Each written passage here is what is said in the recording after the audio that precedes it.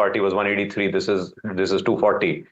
So in that sense, I think the market's really taken a cue that there is a lot of stability, not much confusion. It's back to normal business as usual. I think people have absorbed all of this, rationalized, and kind of moved on. Unmesh, one quick question. Just with regard to if someone missed the Tuesday fall, what should one be looking at the moment in terms of buying? Because it seems that for someone who's missed that Tuesday fall, it's going to be difficult to go back, of course, but it's going to be difficult to get those valuations again in a jiffy. Yeah, so look, what's gone is gone, right? And the point is that that level of confusion to come back will require a very serious political event. At this point in time, given what we are seeing today, I can't see this happen, at least not in the near future. At the same point in time, I think the way to think about this is that given the efficiency and clinicality with which this government is getting formed, do we expect more noise? There will always be noise. The newspapers will continue to print who spoke to who and whatnot. But at the same point in time, in all likelihood, with upcoming state elections, maybe the numbers may actually even go up.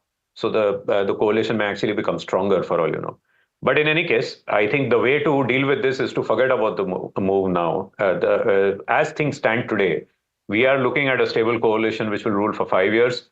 In fact, if you look at since 1989, this is like, with the exception of the last 10 years, coalition was normal, right? So from the time that in 1991, the capital markets really took off till today, with the exception of these two governments, is back to normal. There is no reason to worry about any of this. The way you would play this is that I think there are consistent themes which will continue. One is fiscal consolidation will remain a theme with the RBI dividend and tax collections, and in a sense, indirectly through the benefit of addition into the JP Morgan indices. I think the bond markets add the capital available for the government to be able to do its capex as well as fiscal consolidation agenda remains very strong. So what you would want to do is more of the same.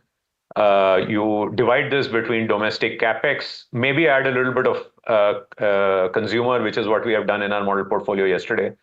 Because there will be a little bit more, two things. One is the monsoon is expected to be good, plus some moves over a 5-year period in the direction of supporting the lower end consumption. We believe that this is as good a time as any to enter the markets. You do it in a staggered manner, you will get opportunities, we believe. But the long-term story, I think, definitely is back on track. Got it. Okay, thank you so much, Unmesh. We'll let you go on that one. Thanks for all of your perspective. We'll quickly switch focus. We had the NDA meet, of course, a short while back, and we had all of the allies talk about their support to the NDA alliance as well as to Prime Minister Narendra Modi. Listen into a few of those bites. ये प्रधानमंत्री हैं और फिर प्रधानमंत्री होने जा रहे हैं और इन्होंने पूरे देश की सेवा की।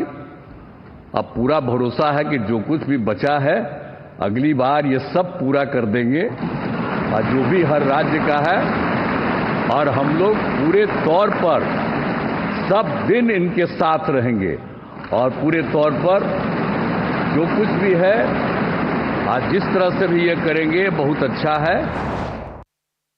We are congratulating all of you. You have won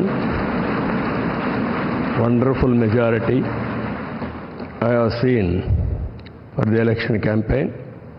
For the 3 months, Honorable PM never took any rest. Day and night, he had campaigned, same zeal. He started and ended same spirit. In Andhra Pradesh, we had 3 meetings, public meetings, 1 big rally.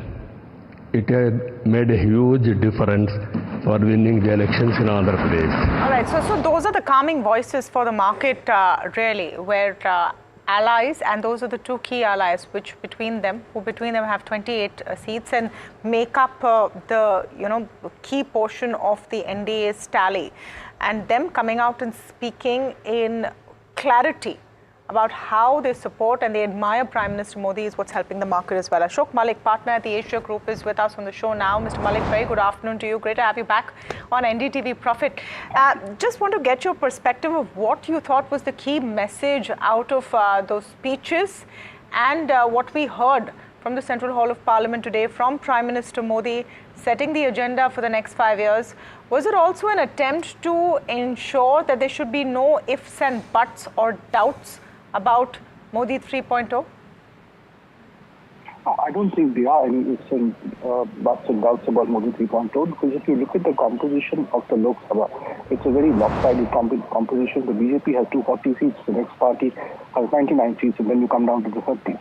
No feasible government is possible without the BJP, and obviously the BJP needs allies. It cannot run a BJP government, it can run an NDA government. And the Prime Minister constantly referred to that, constantly referred to the NDA. This is going to be an NDA government. There are some issues on which different parties may disagree, but there's a vast agenda, a vast economic agenda especially, on which all parties more or less agree. And there might be minor tactical differences here and there. So, the thrust on infrastructure spending, capex spending, which has been growing apace in the past few years, building capex capacities with great urgency, the push towards manufacturing, creating a more attractive and stable market for not just FII but frankly for FDI, and the thrust towards creating jobs, using all this to create jobs. The job question has, this mandate has shown us the job question has required a great urgency across the Indian countryside. And all of those are issues on which all the parties of the NDA and perhaps even beyond are in agreement. Those are not controversial issues. So I think the Prime Minister and the NDA was very keen to give the impression we recognize the responsibility that this mandate has given us. We recognize that we have been asked to work together, and we want to get back to business straight away. It was a very calming message, but a very sure-footed message made by very experienced politicians. Chandrababu Naidu, Nitish Kumar, and of course Narendra Modi are all very, very experienced people. And that's the message they were trying to give. Absolutely. Mr. Malik, in terms of what you could glean from the vision for the next 5 years, and the audience listening to you right now would also be interested in those key details. For example, focusing on the green era, focusing also on increasing the savings of the middle class. These were some of the key messaging points that the Prime Minister was also talking about. Yes, increasing the savings of the middle class, I expect even greater thrust towards, self-owned housing. The self-owned housing revolution in India has been one of the facets of the past 20 years. It needs to go deeper and further. It's not just a question of the same person investing in 3 houses, but every family owning a house. That's something the PM has spoken about. So it's physical assets which the family can use. Then, greater confidence in a stable stock market, because so many of household savings are not risky instruments in the stock market. So building a stable and trusted mutual fund culture, taking it further, is again going to be very, very important. But before people start saving, frankly, they need a bigger job market. And while some of us are fortunate to have jobs, there is a crisis of employment which this election has shown, and which Mr. Modi and the NDA government will have to address well before the next election. And I do believe that's going to be a very, very important part of the agenda. The push towards manufacturing, the push towards greater infrastructure spending, and the push towards the green transition at the same time, harmonizing both and doing them in parallel, will remain. And do remember, in this, people like Chandrababu Naidu will be of great support to the Prime Minister, because they have pretty much the same vision. So I expect Andhra Pradesh to really push on the green transition and on green manufacturing, which remains a big opportunity for India. All of these are non-controversial issues. They are not social or cultural issues that one party supports and the other opposes. Right. There is a vast commonality across parties. Yeah, and I suppose Parliament that will be difficult to manage. Yes. But the effort will have to be made to take everyone around. True, and the fact that that effort is being made was also made evidently clear. Thank you so much, Ashok Malik, for speaking with us. In fact, let me come to you, Murli, just on that point, that any question about how an alliance will be managed was answered very, very elaborately. Yeah. So, I've worked in an alliance before, and the fact that the alliance partners have also spoken about how much they admire what the vision is for the country. Correct. Let me focus on the latter part of what you said. Managing alliance is not a problem now. It's about managing what the agenda is for the next 5 years, 10 years, whatever the case may be. Let me not look at 10 years, let me look at 5 years. So 5 years, because right now this parliament is for 5 years. 5 years. So I'll not go beyond that one. So in between there might be alliance issues, those things, backstage political management, I'm sure all these senior politicians who are so experienced will be taken care of. So which is why I think investors, in my view, should not worry about these things. If you find a fall like you did the other day, it may not go to that extent. Simply go and buy. That's been my line. The other point I want to make, Tamanna, is, look at the people there. Narendra Modi, Chandrababu Naidu, and Nitish Kumar, stalwarts. All three combined together. If you see, their goals are very clear, whether they want to work for their state or nation. See, if Andhra prospers or Bihar prospers, it's got its own effect in that economy. That economy will strengthen. That is point number one. Secondly, we all know what Chandrababu Naidu has done in building high-tech city. One of the reasons why tech stocks are running up today could be simply because, not because it's a catch-up rally. People anticipate that something big will come, because with someone like Chandrababu Naidu stepping in, I think the tech sector, the AI issue, all those things would be tackled in a big manner. Absolutely. And you have Eknath Shinde, Ajit Pawar there. They have lesser numbers, but the fact is that there are more parties in that alliance. All the spotlight on Mr. Naidu and Mr. Nitish Kumar. Sure. But yes, I think also the biggest factor is that the opposition is making no attempt to form a government right now. They're not even trying.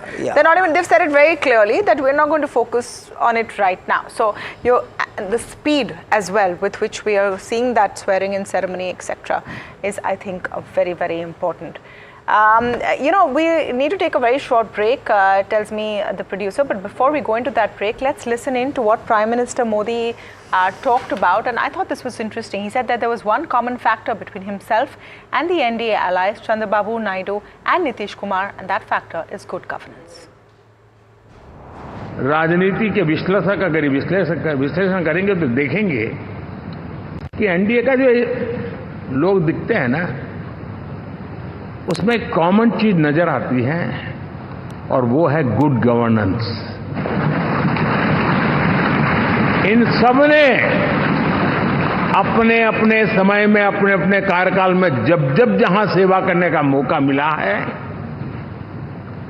Good इस देश को दिया है। और इस प्रकार से NDA एक प्रकार से, एनडीए कहते ही गुड गवर्नेंस ये अपने आप पर्यायवाची बन जाता है।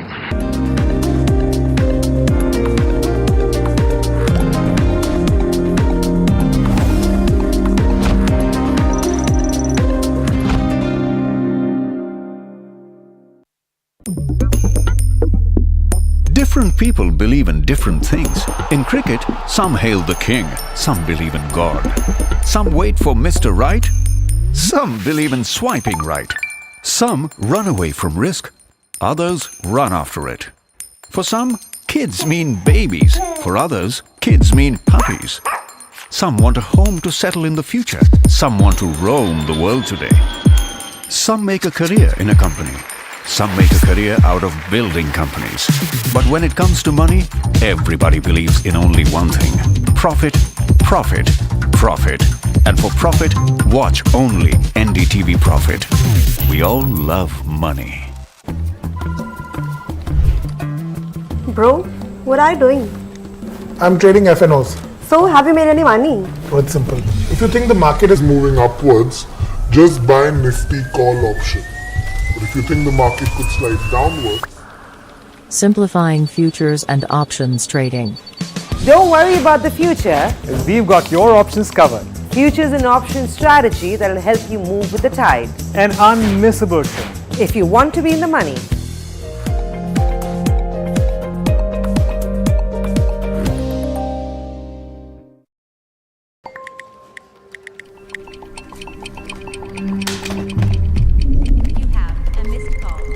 Let's be real, guys. There are many financial experts out there. Which stocks to target? What's good for long term? When to buy? When to sell? How do you stay ahead of all the financial noise to achieve your dreams?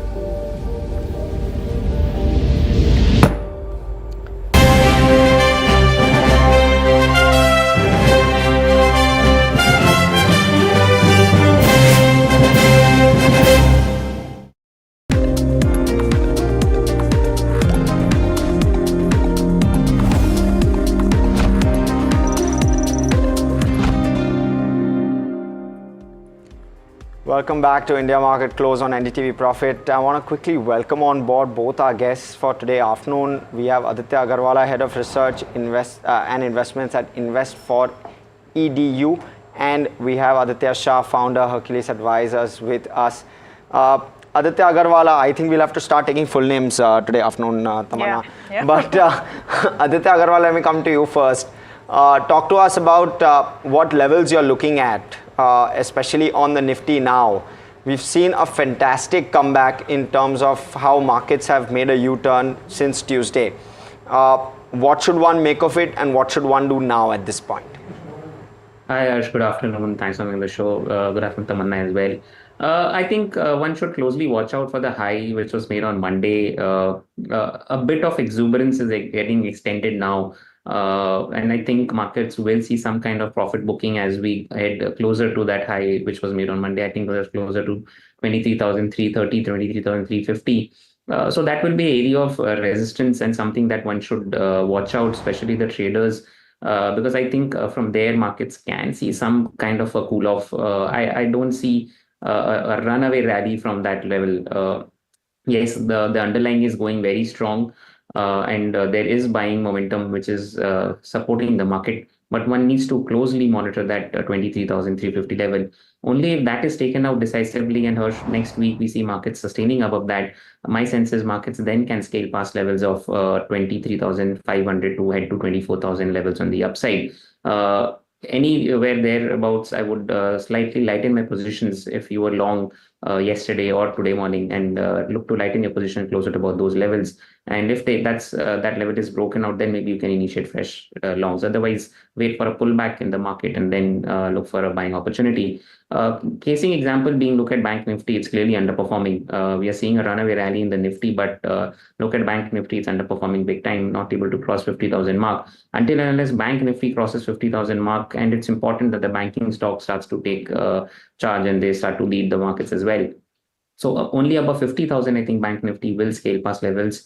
It will test levels of 51,000. So 50,000 on the Bank Nifty and 23,350 on the Nifty. These are the two levels I closely monitor for. Okay, that's Aditya Agarwala. Aditya Shah, let me come to you. Were you a buyer in Tuesday's dip, Aditya Shah, or are you waiting for a deeper dip on Tuesday? If you were a buyer, what were you buying? Are you still buying? Give us some perspective. Good afternoon, Harsh. I was in the studio on Tuesday and I said that I would dip in about 30 to 50% of the cash that I'm holding. And we continue to be extremely bullish. Of course, in the short term, the valuations are aggressive. However, longer term, even though we are with a coalition government, we feel that it will not be as problematic because BJP still holds 240 seats and they are a lot in numbers. So I am positive per se on the market. What I am positively looking at is the large private sector banks or some bits of pharma, FMCG, and my biggest bet over the next 5 to 10 years will be in the capital goods space, where I feel that the government has invested a lot and will continue to invest more because the Prime Minister really feels that infrastructure can create huge employment in the economy. So I am bullish. Markets may turn sideways for a short period of time while they see what does the government really do in the budget, and is money being handed in the hands of the middle class or not. However, we are extremely positive, but again, a caveat: do not speculate in the market, do not punt in the market, and stay away from companies where businesses are not fundamentally very strong. Good businesses will continue to do well in this market as well. So positive on it, and we continue to buy. Aditya, one very important point that I wanted to mark here, you rightly mentioned that do not speculate in the market. This is for investors. You see, if we can pull up the Nifty PSE chart, this is for Aditya Shah. The Nifty PSE has still not fully recovered the losses that we saw on the 4th of June, while the rest of the market, led by Nifty, benchmark and Sensex, have recovered. What is your thought on Nifty public sector companies? So I have said this time and again that these are some fantastic companies where the market was not giving good valuation all through 2021 and to some extent to 22 as well. However, most of these stocks are now 4x to 10x, and from the highs they have corrected about 15 to 20%. So in my opinion, I will not be harmed to take away some profits. I believe that in the shorter term, the rally is more or less done in the PSU stocks. They could take some amount of breather, after which they could restart a rally again. So my perspective is, just because the stocks have corrected from the top by 10% or 15%, that doesn't mean that you go ahead and take positions here. Fundamentally, look at those businesses. If the business is really very, very expensive, I will try to tend to avoid somebody like a HL or somebody, even somebody as Mazgaon Dock or a Cochin Shipyard.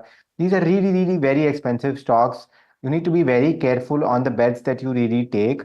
In my opinion, PSU companies are good companies, but in the shorter term, the rally is really done. This question is to Aditya Agarwal. Aditya, do you think there will be some kind of cool off and profit booking now that the news is confirmed?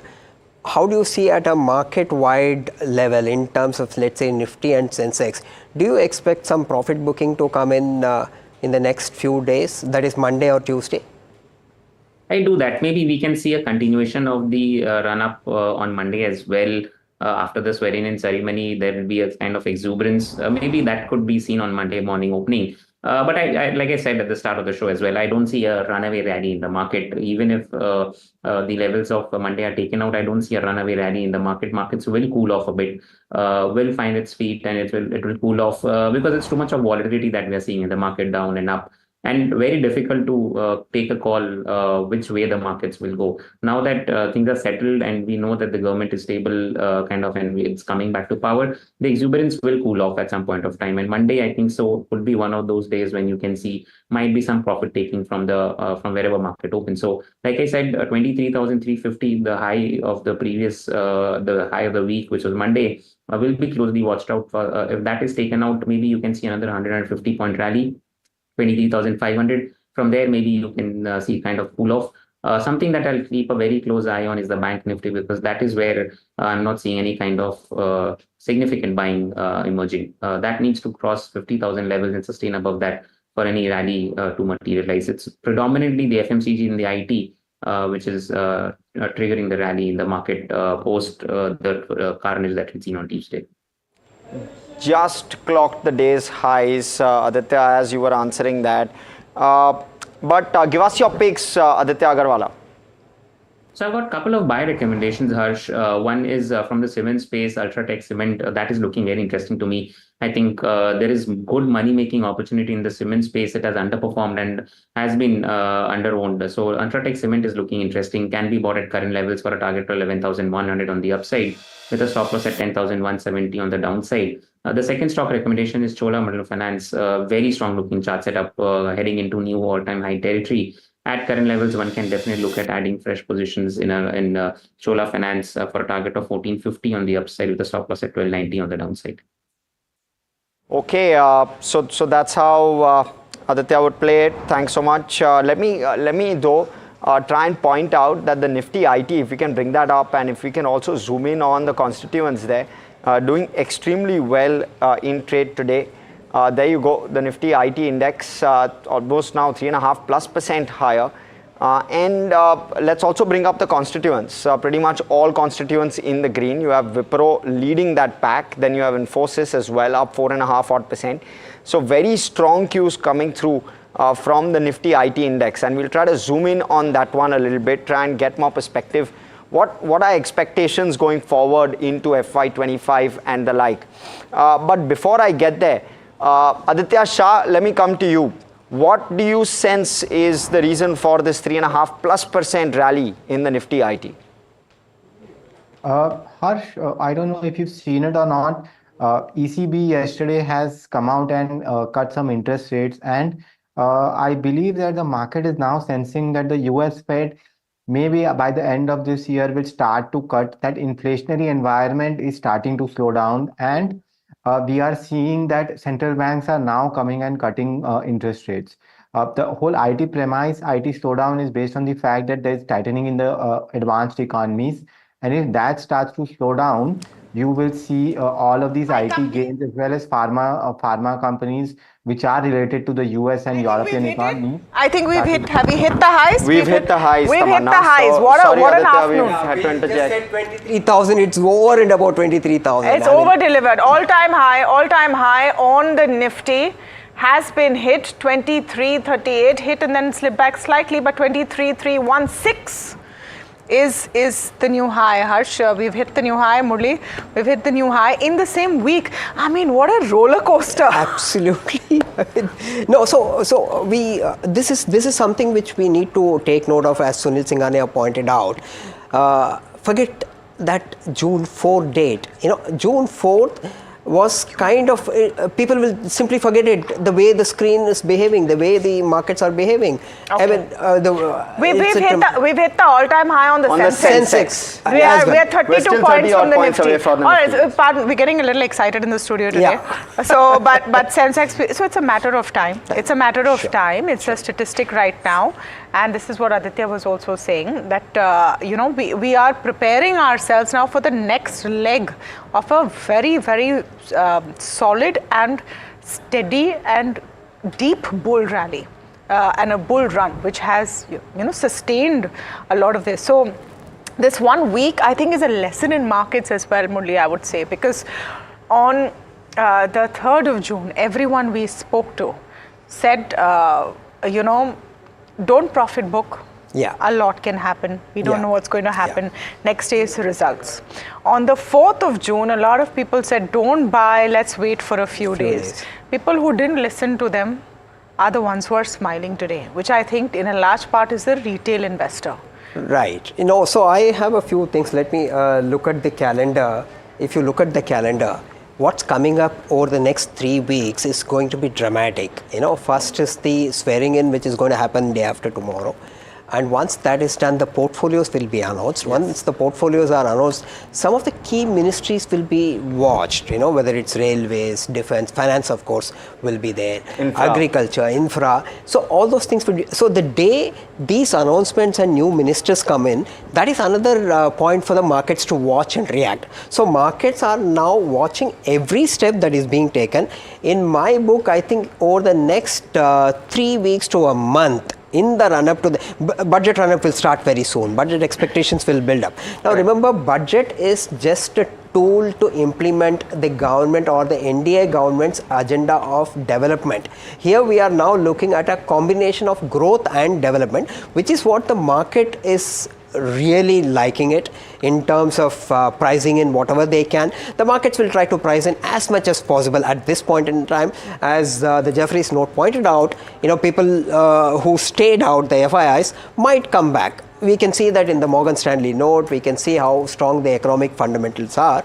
So therefore, you will see a lot of volatility going forward. There'll be profit booking. There'll be, people will come and try to pick up every dip that would be bought. And I don't think the chart is going to give you any big surprises. Plus the monsoon is going to come up. That's something very important. By the time you finish that, your earnings season will start in July. coinciding with the budget. No one is waiting, sir. 22 points away, 20 points away. It's like a very exciting countdown. I'm just going back to our conversation which we had on India Market Open. Yesterday, and you put out the question about can we hit 23,000 today, and I had said let's wait for Friday, leave something for Friday. We've surpassed it, and how? You want to revise it? Can we? What's stopping us from hitting 24,000 now? No, I will not go that far. You see, yesterday when I asked this question, what is stopping us from going to 23,000? It was very clearly based on the clarity that emerged from the political front. As simple as that. It's no brainer. But today, from here onwards, it will become very, very selective now. Because see, now you are going back to high valuations. It's all about play on valuations. It's all about what specifics will come out. So investors will stop, make an assessment, book profits wherever possible, but you will not see people swinging to the other side. So the bull run will see a little bit of profit booking here and there, reassessment, and then going back again to the market. As it should be, as business as usual. It's like business as usual. You have to make an individual. Correct. Okay, I have not had a chance to speak to the Adityas, so let me get a take. Aditya Agarwal and Aditya Shah with us this afternoon, and what an exciting afternoon, guys. We're less than 30 points away from an all-time high, but Aditya Shah, I want to come to you first with the question of what is the big next push, because this weekend also becomes very important. So who is the next finance minister? Who gets the rail ministry? Now, in the bigger picture, how key do all of these events become? So the market will look for stability. The market will look for continuity within the key ministries. The market will sense that if the BJP is able to gather the big ministries without having to negotiate and without having to give even one key ministry, then I think my sense is that the market will take heart from it and will start to rally again. The bigger push will come in the budget if, as the Prime Minister has said today, that he wants to give money in the hands of the middle class, increase their savings. If in the budget the government takes a big step, like let's say suppose increasing the taxation limit from 5 lakhs to about 7 lakhs, then the market will take big heart that the government is doing what it is supposed to do and it is trying to boost the economy. So these small things will eventually lead to the market going higher.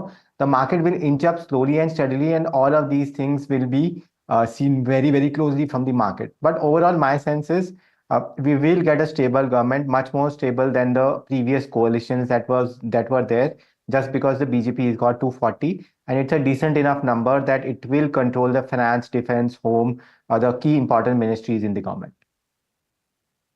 Let me go to Aditya Shah also on the point of what is the kind of strategy you need to adopt now? We're going into an important weekend, and what would be your take and a strategy on the Nifty or the Bank Nifty and specific stock calls as well?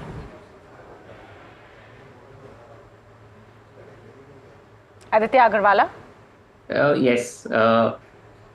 So I think if you were sitting on profits, there is no harm, Tamanna, in booking profits. I would want to book out profits, to be honest, in this market at this current level.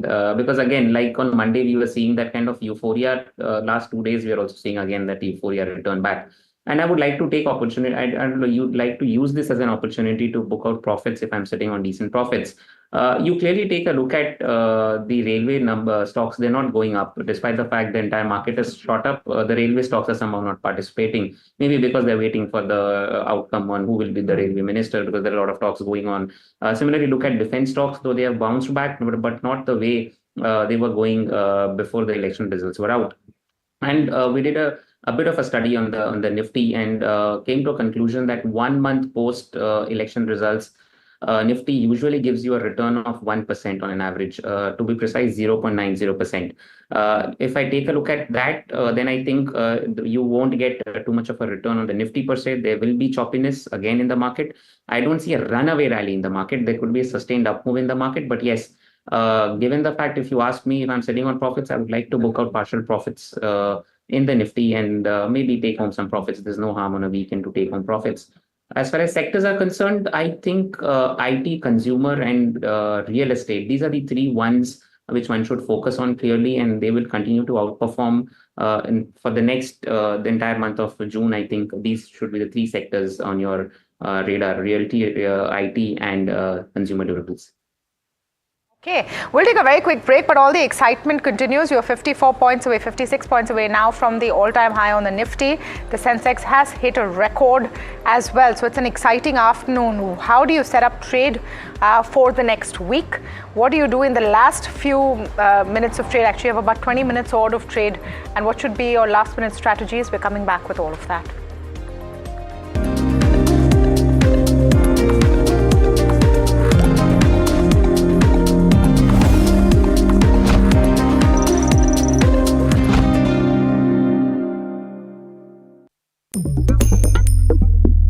Different people believe in different things. In cricket, some hail the king, some believe in God.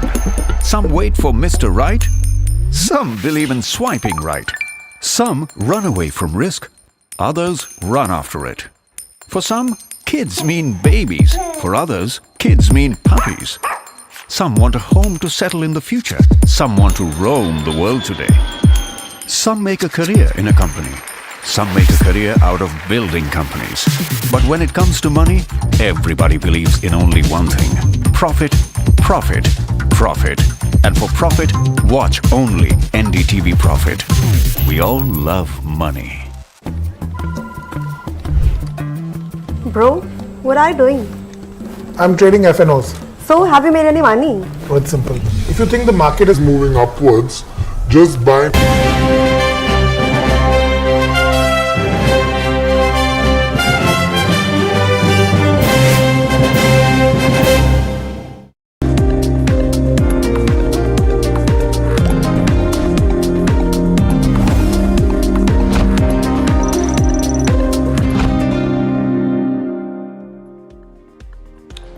Welcome back. You're watching India Market Close here on NDTV Profit. Let's quickly have a look at Mastech, because that clearly is the stock of the day, tie up with NVIDIA. Let's quickly pull that stock up if we can, see where it's sitting at, 8.5% higher. We have Rucha who's going to jump right in and explain what exactly is this partnership with regard to NVIDIA and Mastech. Rucha. Thanks, Harsh. So, Mastech has partnered with NVIDIA to provide a full-stack computing platform for its clients. Now, this platform is a cloud-native platform, which is called as the ICX Pro. Now, this is used for building AI apps, and it caters to sectors like manufacturing, healthcare, and BFSI. Now, according to a release by the company, it had mentioned that this product of the company has demonstrated 20% ROCE in the manufacturing sector. So, I think this is what has played out for the company, this partnership with NVIDIA, which corroborates with the generative AI kind of trend, and this is why the stock is up today in the trade. Hey, Rucha, before we take the larger perspective on IT, let me also try and take it across to Aditya Shah. Aditya, how large and how significant is this? And just with regard to valuations, if I may, how are valuations for something like a Mastech looking? Aditya. So Harsh, this tie-up with NVIDIA is really positive news for Mastech per se. However, across the mid-cap IT, not only Mastech, the valuations are extremely aggressive, even though we are undergoing a down cycle per se. So my sense would be that after this rally, you need to be very careful on companies like Mastech. You can look at other companies, let's say like a Tata Elxsi or a KPIT Technologies or a L&T Technology Services. Their valuation is relatively lower, but they're also not too cheap in this market. The problem with the market is what is in the short term not going to do well, that is also not really cheap at the moment. So I would say this is good news for Mastech shareholders. However, if you have the stock, you can hold on to the stock. If you don't have the stock, wait for some bit of cool down if you want to enter the stock. Right, got it. But it's also the sector of the day, IT actually, 3% higher on a day like this. Of course, ECB cutting rates, some bit of positive. But Rucha, talk to us about what is in store from an FY25 perspective as well. What can we expect? Because likely there will be more rate cuts on the anvil, and not just the ECB. You'll also likely see the US Fed, at least that's what it's building to. And therefore, what are the expectations and sentiments with regard to IT? Because a 3% move in a single day, 3.5%. Right, Harsh. So firstly, I think as you and the guest on the show mentioned that ECB cut its interest rates by 0.25% to around 3.75%. Now, this is the first such interest rate cut in 5 years. Now, this can be an indication for the rate cuts in the future, and that is why this might benefit the IT companies, which were very skeptical about the near term.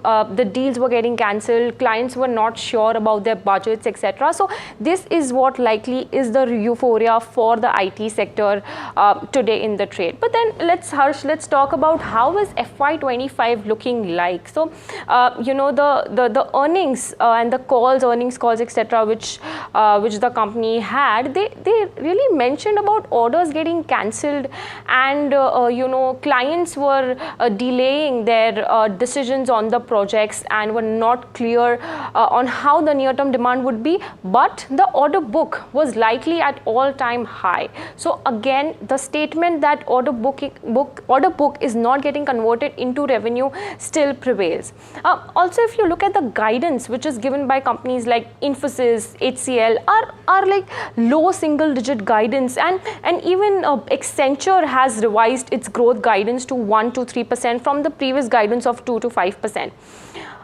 So Coforge had the highest order book, but it suspended its guidance. So people are not sure about the revenue going ahead, and there were order book negotiations as well. Even for Infosys, there was a reduction in scope in the BFSI deal. So BFSI is something which is, I think, bothering the IT sector. Even LTIMindtree faced 2 deal cancellations in the BFSI space. So I think people are not sure, even the company themselves is not sure about how will the revenue turn out to be in the near to medium term. Right, thank you for that, Rucha. Definitely an interesting take. What's also interesting is what Nilkant Mishra told us yesterday at Invest 29, the NDTV Profit ground event, where there was actually a question from someone in the audience about the IT space and why it really hasn't shown the kind of growth as other sectors has. And Nilkant Mishra talked about all the challenges in this sector. Take a look. Fundamentally, there are 2 issues with the IT sector. So I don't expect a 2-quarter turnaround, to give you a simple answer. The first is that there was a period of overinvestment that happened in the sector globally between 2021 and 22. Right? If you remember, all of us thought that only virtual meetings will happen and everything will be digital and app-based and all that.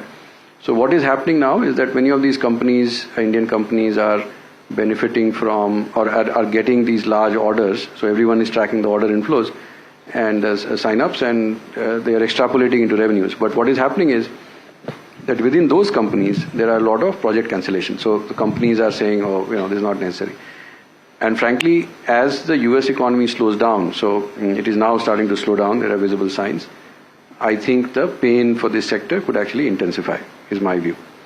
The second factor is that they are starting to see more competition.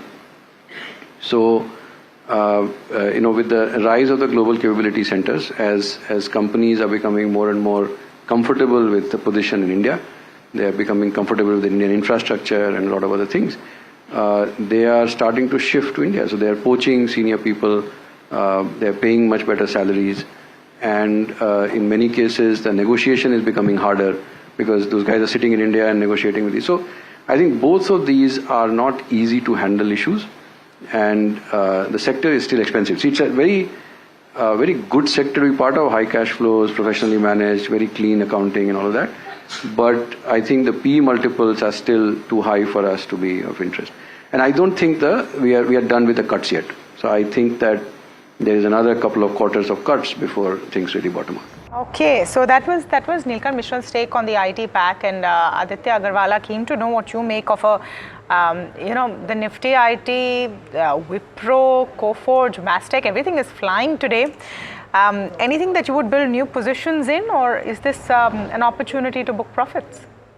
Certainly not, Taman. I think one should stay invested in IT, and if you missed out an opportunity to go long on the IT, there are still pockets I think where you can play out. Maybe Tech Mahindra, Infosys, TCS, all three stocks look interesting to me.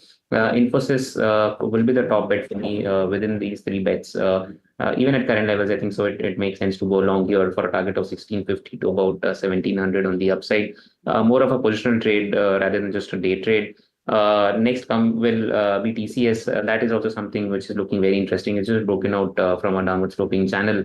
And I think stock is poised to test levels of 4100 to about 4200 on the upside. And the last Tech Mahindra, which has been seeing good up move from the start of the trading session. In fact, yesterday also, that was the one which started the rally. I think there is still some more upside left in Tech Mahindra. Can easily test levels of 1400 and then 1500 on the upside. So all three stocks, Taman, I think should be looked at. If you missed out on an opportunity, maybe look for a dip on Monday if you get one and latch on to them. Because I think IT will see a good rally from here on, and it will build on. There could be choppiness, but do use those corrective days as an opportunity to go long on IT stocks. Aditya Shah, your take on the IT sector. Neelkant Mishra doesn't seem quite constructive. He's talking about how the pain is yet to come.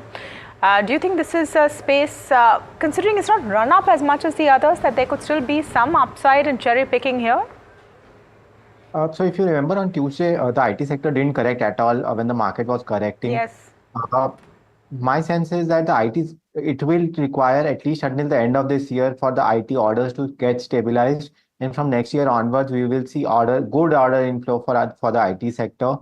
So my view is that the IT sector will do well in 25 and 26 as the interest rates coincide and the US economy starts to pick up. So I'm positive on the IT names, especially some companies in the large cap IT space such as Infosys or HCL Tech, or in the mid cap IT space, as I said, NNT Technology or Tata Elxsi or KPIT Technologies. However, you need to give this sector a little bit of time, at least of 1 year. Time of 1 year. What would you look at with a shorter period of time? And Aditya Shah, I'm keen to know what you think of Mahindra & Mahindra and what's happening there today. Is this the rural story? Is this the infra story? What makes you think that M&M is more attractive right now than other OEMs? So M&M over the last 1.5 years has made some really very good investments. They're also not only investing in the EV side of it, but they're also investing in the petrol side of their product lineup, as well as the rural side of the lineup. So a lot of factors have now come together and the stock is doing really well. So my perspective is it will continue to do well. The rural demand for M&M is really very strong. On the EV side of it, they have promised that in 25, there could be 3 to 5 launches of new cars that are going to come up. And they are also investing 2 to 3 models in the petrol side of it. So I am very positive within the OEM space, M&M, TVS Motors, Eicher Motors, all of these companies look really very interesting. I am positive on the auto sector. What about you, Aditya Agarwala? M&M and auto sector overall, would you go for the OEMs or the auto angs? And on the charts, what do you think about M&M? First, let's talk about the sector. I think, Tamanna, I'll stick to auto angs instead of auto OEMs. We've seen a decent run up in most of these stocks. Probably the one stock that stands out for me in the auto space is Atul Auto. Very interesting looking chart setup, and I think it's gearing up for a big breakout from that consolidation phase. Above 550, 560, I think so stock can test levels of 700 levels as well.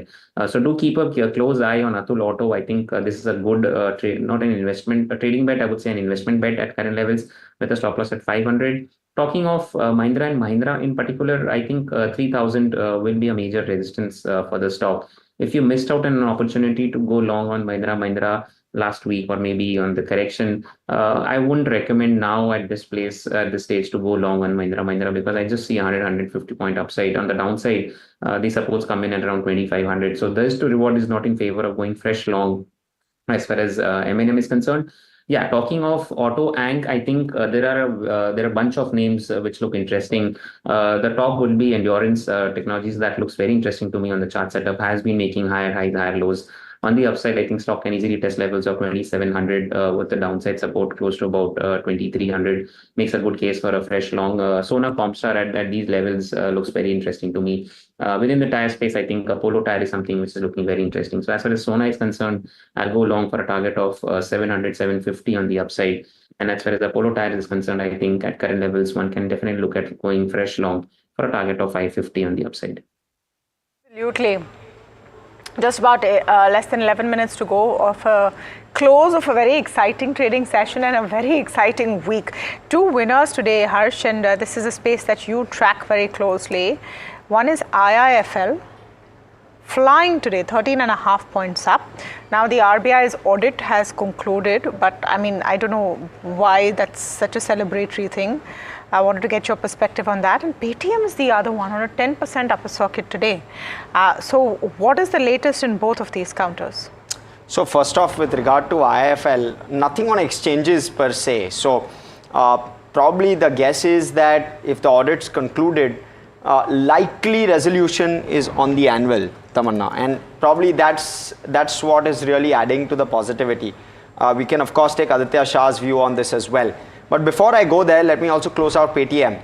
Vijay Shekhar Sharma to play a more inclusive role in the management. That is what one of the news outlets has come out with in terms of their take, and possibly that's the other reason why Paytm is up 10%, because the fact that he has taken a bit of a backseat, and now will be playing a much larger role, may give some amount of confidence to investors. Now, whether it actually turns around a Paytm in terms of numbers, we'll have to wait and watch, because Q1 FY25 is going to be likely the most challenging quarter for Paytm in many quarters. In fact, since listing, pretty much, because the numbers, it will be the first full quarter where the embargo has been implemented, and therefore the full blow of the impact will be felt in Q1 FY25. But the stock is up and away 10% higher. And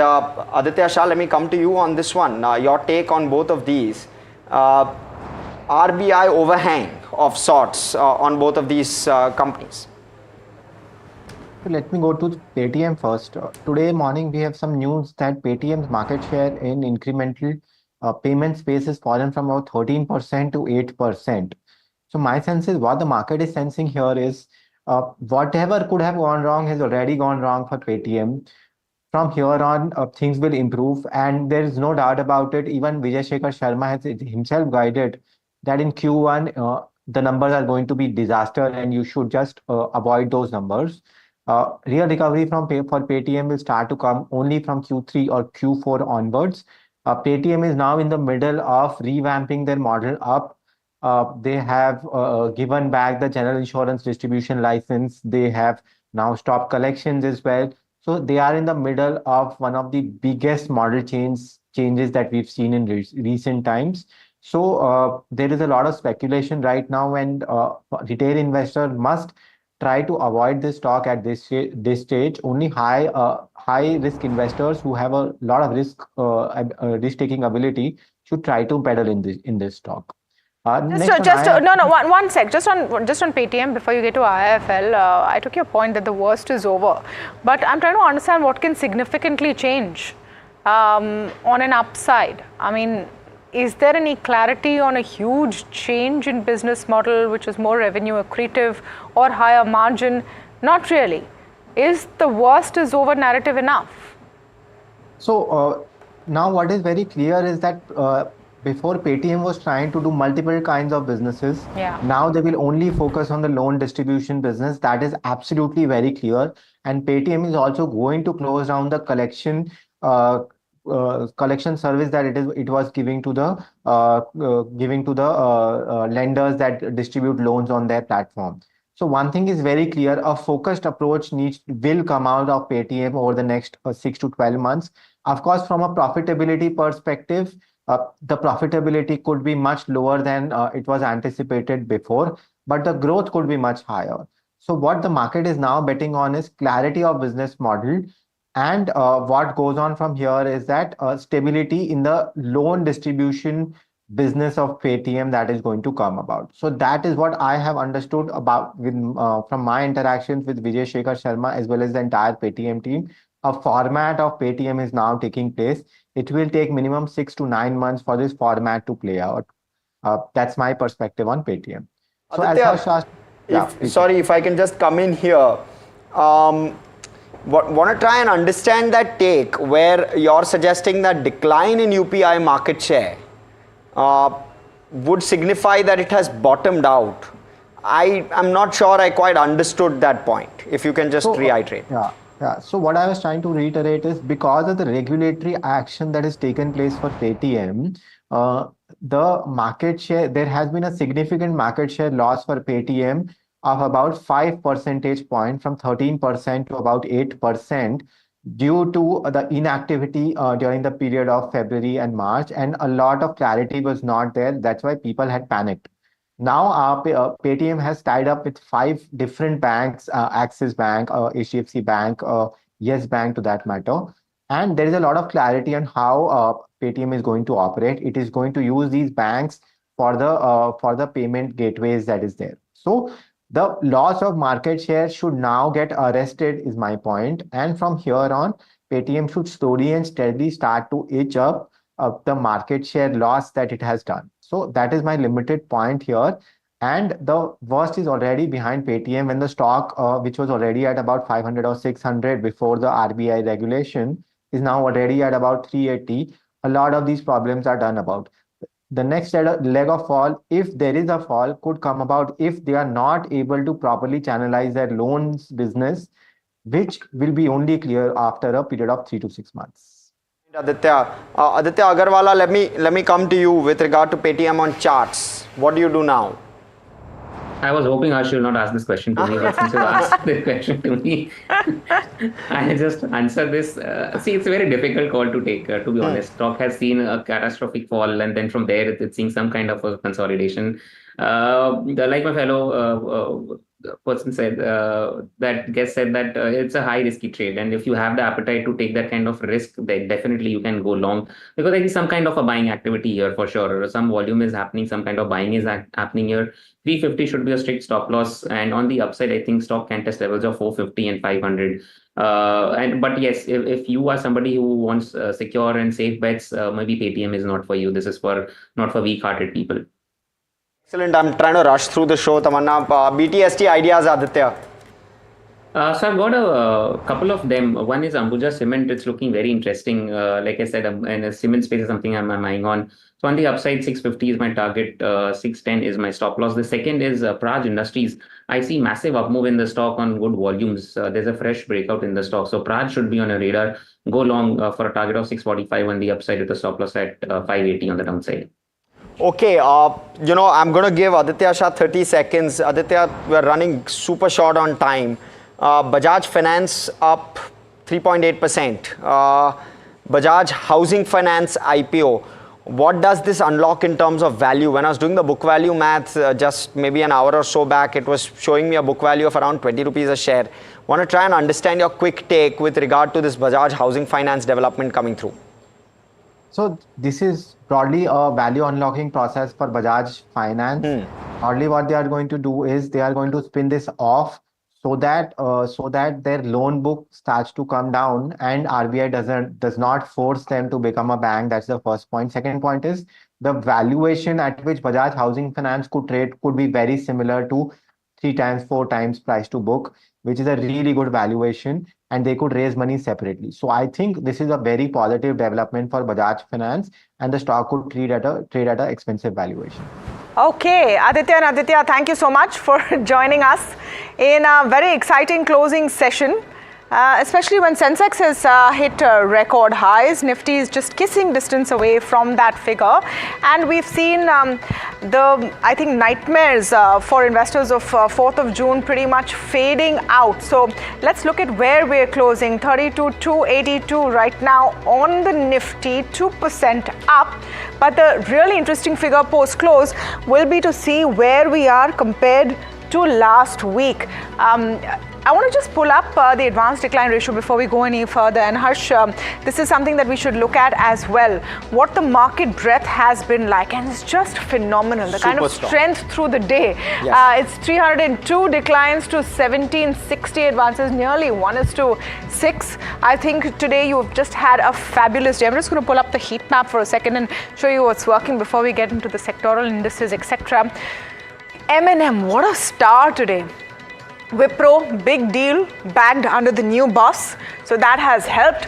Infosys, it's all about the tech stocks today. The ECB rate cut, of course, has helped increase hopes of a rate cut by the Fed in September.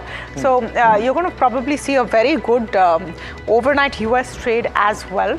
But it's all about the tech stocks and your rural play, your infra play, Tata Steel, Ultratech, all of that coming in. You were talking about Bajaj Finance as well earlier, Harsh. Look at Reliance silently, on 2.5% odd higher. Not often that we see a Reliance move that much. So some of the big ones have also moved, Tamanna. Just to kind of we should pull up the Nifty contributors actually. That's a good point, Harsh. Let's just pull up the Nifty contributors and see what has been working over there. And you're right, Reliance there right on top, bumping up the markets as well today.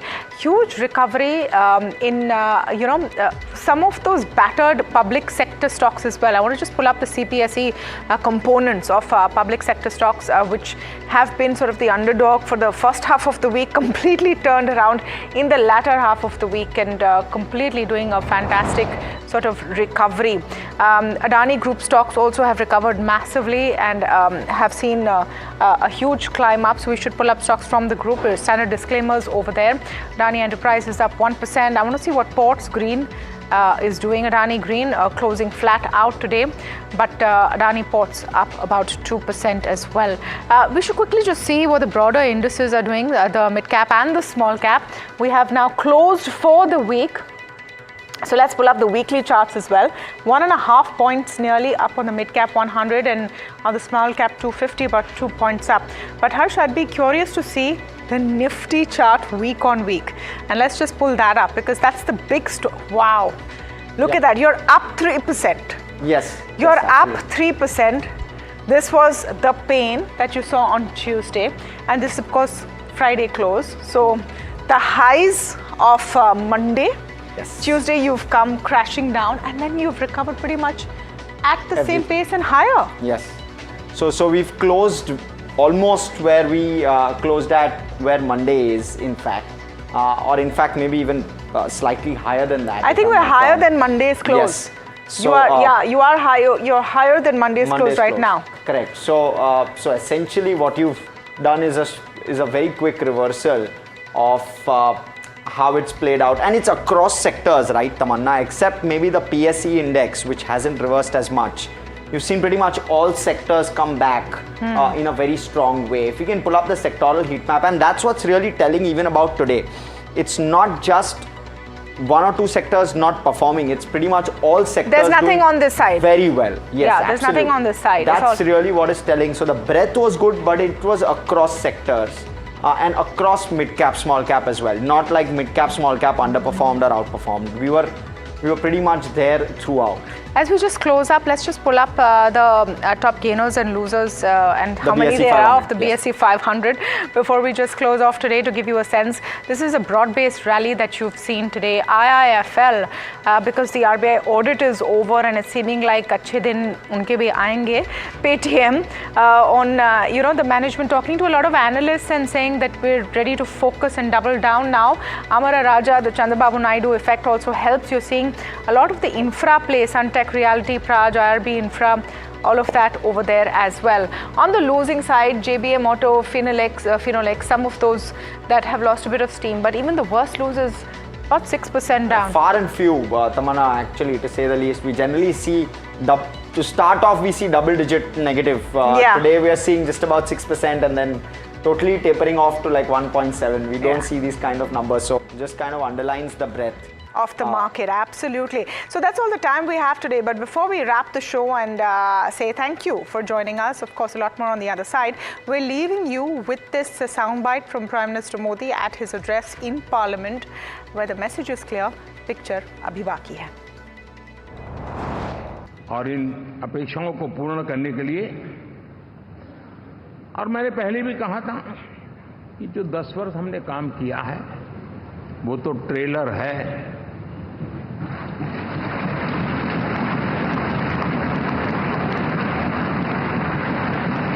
और वो मेरा चुनावी वाक्य नहीं था, ये मेरा commitment है।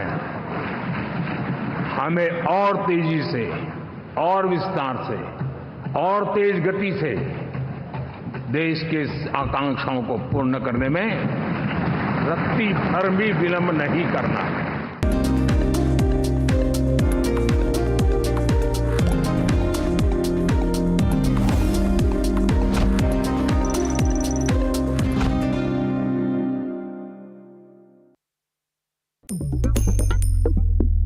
Different people believe in different things. In cricket, some hail the king, some believe in God.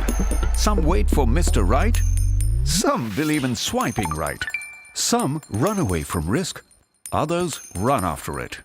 For some, kids mean babies. For others, kids mean puppies. Some want a home to settle in the future. Some want to roam the world today. Some make a career in a company. Some make a career out of building companies. But when it comes to money, everybody believes in only one thing: profit, profit, profit. And for profit, watch only NDTV Profit. We all love money. Headlines you start your day with. What matters worldwide is now in the palm of your hands. Get ready to seize the day and maximize your financial potential. Stay ahead of the curve with all you need to know on NDTV Profit.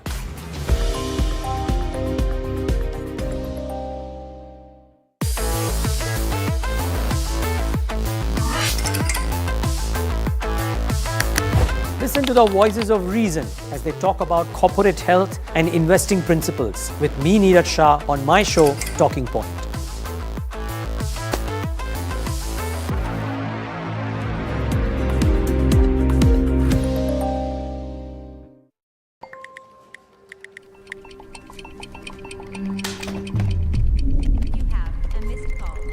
Let's be real, guys. There are many financial experts out there. Which stocks to target? What's good for long term? When to buy? When to sell?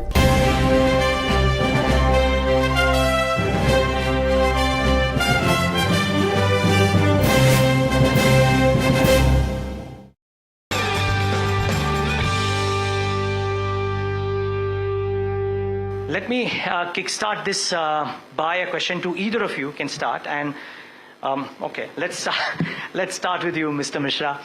What's your sense about what happens next? Because a lot of people, for a lot of investors, this is something that they haven't seen. Last 10 years, you haven't seen, quote unquote, a coalition government where hands could be forced, etc. Do you reckon that even with 240 for the BJP, the hand could be forced, and therefore policy making could be slightly different than what it has been for the last 10 years, and could it impact equity markets? Yeah, so the answer for that is very simple. I don't see any impact at all. And there are many reasons for that. First is that the impact of the central government on near-term growth, let's say the next 3 years of growth and the next 3 years of earnings in the market, is insignificant. The central government matters significantly for growth, say 5, 10, 15 years later. So, for example, GST is delivering returns now, but when GST was introduced, remember, all of us were mumbling as to whether it was really necessary. It was so chaotic, right? So reforms are always messy, painful, and at the central level, they deliver returns over a very, very long period. In the near term, the impact is primarily on through fiscal policy.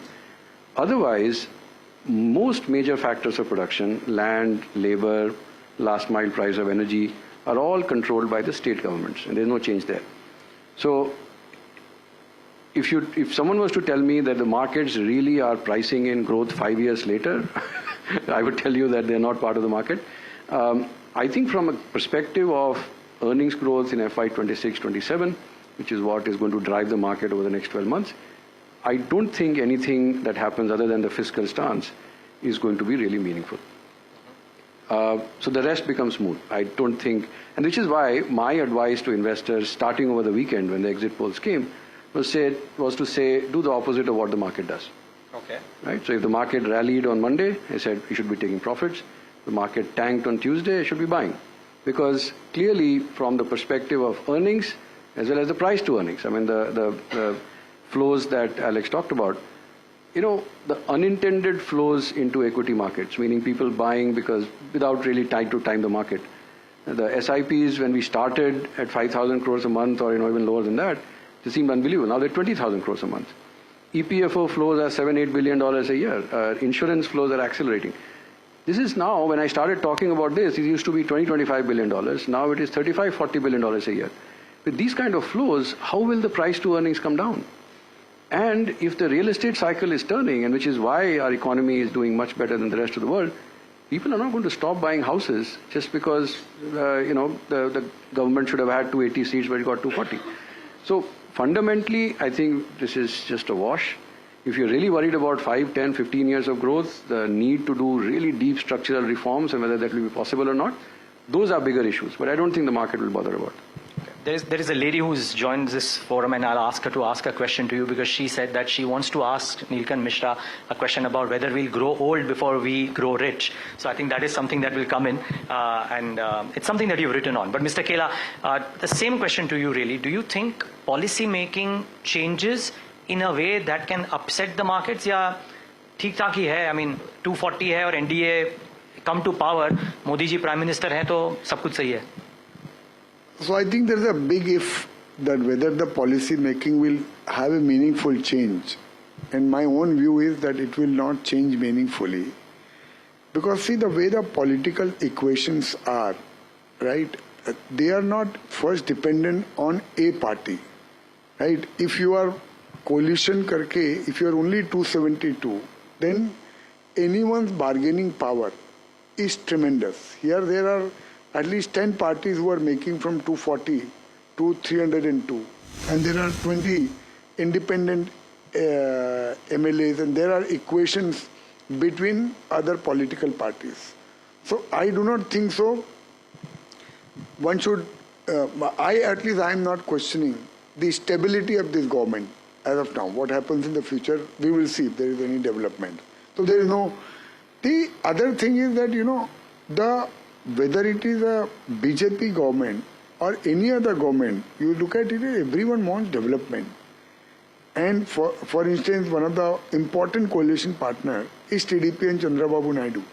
He is the most pro-development, Chief Minister, at least even in the last term, he wanted to build a new city, etc., etc. And he has been a big reformist himself.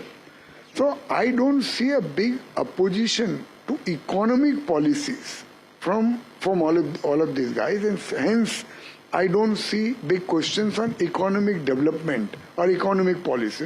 Everyone wants to build infrastructure, people want to work on railways, people who will not like to encourage manufacturing, who will not like to say that we should localize manufacturing, etc., etc. So for those things I don't see.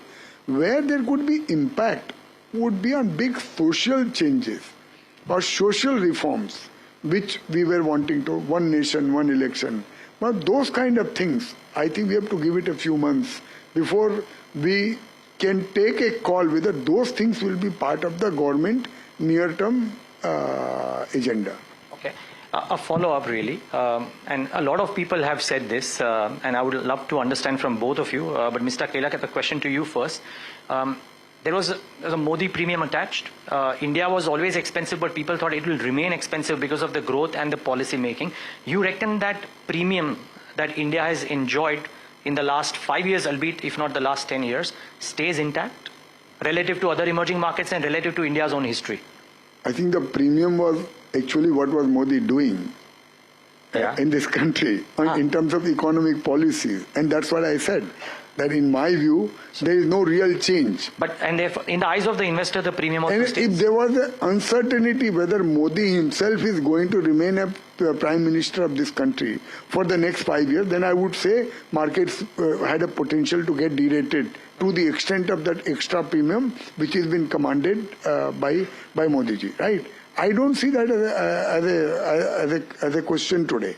I think this government will last 5 years, in my opinion, and it will be a stable government, and it will continue to deliver on the economic front. Okay. Mr. Mishra, a question to you on the math, as in some fashion, the math. There was a RBI dividend that came in, there was a glide path that has been done, and the purse is limited.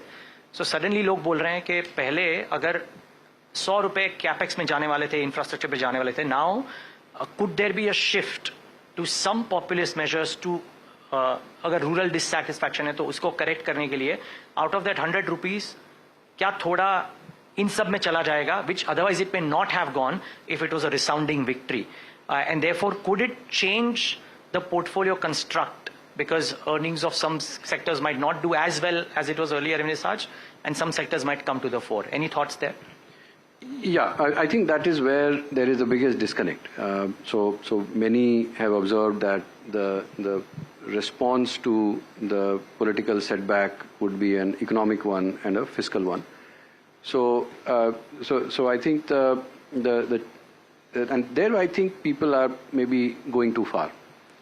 The first is when people in the markets tend to behave like a guy with a hammer to whom everything looks like a nail. So because we are used to dealing with money, the solution to every problem is monetary. If it was, see, I'm not a political expert. I mean, I'll be lucky if I get my economic and market calls right. But when I look You're being too modest now. But when I look at the electoral verdict, if it was the poor who sort of cast a vote against the BJP, then how is it that the BJP swept MP with no loss in vote share? How is it that BJP got 10 out of 11 in Chhattisgarh? How is it that they retained the third time in a row all the seats in Himachal and Uttarakhand, or did much better than expected in Bihar? And Odisha. And they won back Odisha, and they won Odisha for the first time. So why is it that the problem was only UP and Maharashtra? And now if you do that, so as important as the verdict when you're thinking about policy making is how it is interpreted. It is a very lazy interpretation that it was just because of the poor. See, we know that there is a rise in inequality. We know that core inflation is weak. We know that labor does not have pricing power. There are many, many reasons for that, and we can discuss that if there is interest. But that was not the primary reason why the BJP lost seats in UP and Maharashtra. And if that is not the case, then why would you want to address it? So, and why? And is it important, if you have to address it, is the right tool just to transfer money into the hands of people? And if the government chose not to do that, even before the critical 2022 UP elections, if the government chose not to do that in the 2023 budget and the 24 budget, why would they do it now? In fact, I think that the fiscal target, see, FY24 deficit, as you know, was brought down from 5.8 to 5.6. The same reasons would apply. The reasons why they saw better dividends from PSUs and all of that would apply in FY25 as well. And then you have the 0.4% of GDP worth of extra RBI dividend, because RBI was supposed to give 85,000 crores in the budget. They gave 2.11 lakh crores. I think that when they present the budget in July, they may actually bring it down from 5.1 to 4.9. And to add to what we just discussed, one of the reasons that India has garnered a premium is visibility, right? So why is it that metal stocks trade at 10 times earnings and consumer stocks trade at 40, 50 times earnings? Because you have greater visibility on future earnings. So effectively, you have better visibility on 26, 27 earnings, so you are giving a multiple on that and discounting back. The reason why India has garnered this premium is macroeconomic stability. Right? So we have predictable inflation, we have predictable rates, we have predictable currency. The moment you start slipping on the fiscal side, a lot of this will go away. No, sorry, pardon me. I'm not saying slipping on the fiscal side. What I'm saying is that wo jo 100 rupees the, so fiscal deficit, let's assume, is 5.1 or 4.9. But out of the 100 rupees that was going for capex, maybe some of it might get diverted. So, and again, just a small counter to the point. Could the feeling be, because a lot of quarters talk about it, that this whole narrative of the opposition, 8,500 rupees khatakhat aapke account mein, might have also played a part in losing elections? And see, again, I think I'm sure there's a panel after that which will discuss the politics behind all this. But if that was the case, then they would not have done as well as we discussed in other poor states, right? So it's not that those offers were made only in UP and Maharashtra, right? That's okay, fine. So, but the reallocation of resources, if you ask me, I think the kind of schemes that the government pushed in 2014 to 19, where individual households got the tools to improve their productivity. So they got toilets, they got pakka houses, they got electricity, LPG cylinders, bank accounts, access to payments, UPI and all that. Those kind of reforms where individual households, like, rooftop solar or piped water access and, ramping up of that, or maybe coupons for higher education, maybe skill building coupons, right? So there are tools that I think the philosophy of the government, of the Prime Minister, is more to teach a man how to fish than give him fish to eat. And I think there is no reason to believe that philosophy will change. Got it. You wanted to make the point? Yeah, I just want to make one point on fiscal. See, India as a country has a very strong balance sheet. We may have a poor P&L. And that balance sheet has significantly strengthened over the last 4 or 5 years. Just to give you an example, in 2020, the market capitalization of all PSU companies put together was 13.5 lakh crores, out of which government ownership was 8.5 lakh crores. As of today, that is 72 lakh crores. And the government ownership is 48 lakh crores.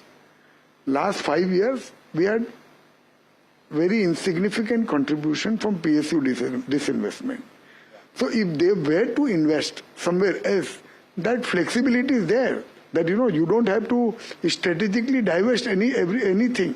You maybe sell 2-3% of all companies, and you can still garner more than 1 lakh crore rupees, and that is something which you can use. So I am saying there are many levers to play on the fisc side, and that should not worry the market.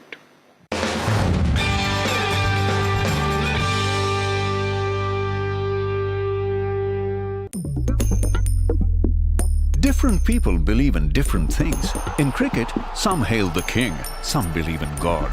Some wait for Mr. Right, some believe in swiping right. Some run away from risk.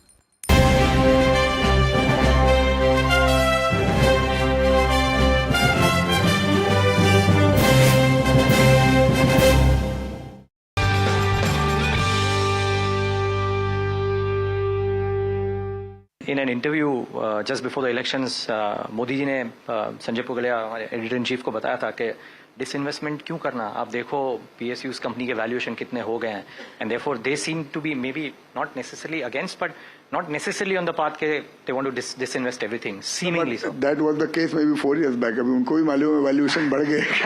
That's true.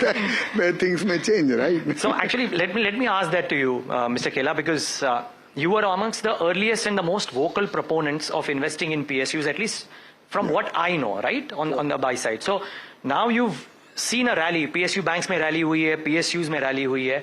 Do you believe कि ये rally intact है? Would you stay invested or buy more of PSU companies?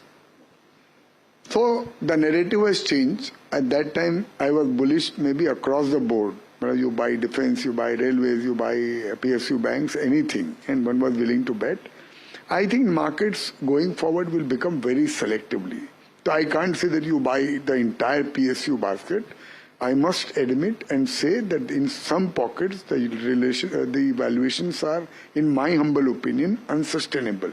Because we've gone too far into the future and discounted earnings for a very long period of time. So the kind of investor I am, अपने को तो रुपए का 4 अठन्नी नहीं मिले, तब तक लेने का नहीं है, right? So I am not going to pay this kind of valuation to buy any story, right?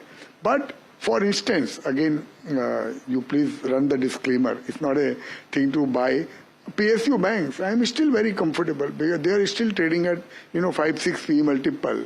If I take a 2-3 year view, their balance sheets have improved significantly. A lot of them have 18 to 20% ROE, and they're still trading at 1-time book value. If I take a 2-3 year view, there could still be an opportunity. So I don't think it's a basket case of buying entirely PSU or selling. In fact, I feel really sad because a lot of retailers are buying this random, right? Kuch bhi lene ka hai. Some of the PSU finance companies have become more expensive than HDFC Bank and Axis Bank. I can't figure out in my head that is why that is possible. And disclaimers. But that's the market. That is the market. Yeah, it teaches us new every day. Mr. Mishra, what's your portfolio strategy like? I mean, even if it is present continuous and you don't see too many changes, if your large clients are coming out and asking you, okay, ideal portfolio construct kya hona chahiye, what would your thoughts be? So, the medium term trend, see, my portfolio construction tends to be very boring because you make a bet and then you think a lot before you make a bet, but when you make a bet, you stick to it. So, I still will say the same thing I've been saying for the last 1 or 2 years, which is that India's economy is doing well because the real estate cycle has turned. When the real estate cycle turns, it stays turned for a while. There will be phases. First you see demand for steel and cement, then you see demand for cables and wires and sanitary ware and fans and paint and all of that. So I think the whole ecosystem, I think there is significant upside. I think we have underinvested in energy, meaning power demand for a while. Again, boring, but if coal output is up 10%, if power demand is so strong, and I think power demand will become even stronger because all this investment in AI and computation and all of that. And frankly, if India has to grow, India's energy demand will grow. And energy demand, we don't have oil and gas and all of that, so we'll grow electricity to the extent possible. And so utilities, financiers, because there, I think the market has been overly pessimistic on their prospects. And I think there will be decent credit growth. I think the investment cycle is turning. Maybe there has been a bit of a lull because of the elections and some of the uncertainty, but the lag of 3-4 months, I think the investment activity, the order book growth will start picking up again. So those would be the areas on which I would focus. We are underweight industrials. We were underweight industrials going into the election because I found them very expensive. But fundamentally, I think 25-30% earning growth in many of these stocks are very good. Some of their stocks have corrected. We wanted to put out buys, but they seem to have rebounded much faster than But yeah, so those would be that would be the portfolio construct. It hasn't changed at all because of what has happened. Okay, sorry, you wanted to make a point? I thought. Okay, just before I asked Madhusudan Kela about his portfolio construct, one follow-up to you on the first point that you made, and then the audience, if you have questions, and the couple of pings on my phone tell me that there are a couple of questions that are coming from the audience as well, which my team has forwarded me. But one question, you started off this conversation talking about the real estate cycle and the uptick thereof. A lot of people now start asking, ke itne ghar khareed kaun raha hai? Because these are expensive homes that are being bought in Gurgaon, in South, in MMR region, record after record, every single month. I mean, is this how an upcycle in real estate could look like, or is this only pre-sales and actual sales might differ? Because a lot of people ask these questions. Neeraj, share bazaar wale khareed rahe boss. Yeah, maybe that's true. But, so, but seriously. See, and here I go back to basics. Remember that while our population growth has slowed below 1%, the number of households in India is growing at 2.4% a year. The average square footage per person in India was about 100 odd square feet versus 550 square feet in China tier 3 cities, 300 square feet in tier 1, tier 2 cities in China, 700 square feet in the US. And China and US also still growing. This is called the hedonistic adjustment. So as people get more prosperous, they want bigger houses. So these 100 should be becoming 200, 300, sometime in the next 15 years. The quality of construction needs to keep going up. In fact, when I was in Singapore a month back, and I happened to visit a friend whose house was built 25 years back, I came back and told my wife, boss, the construction in India, in the current houses, is far superior to what was there in Singapore 25 years back, or 20 years back.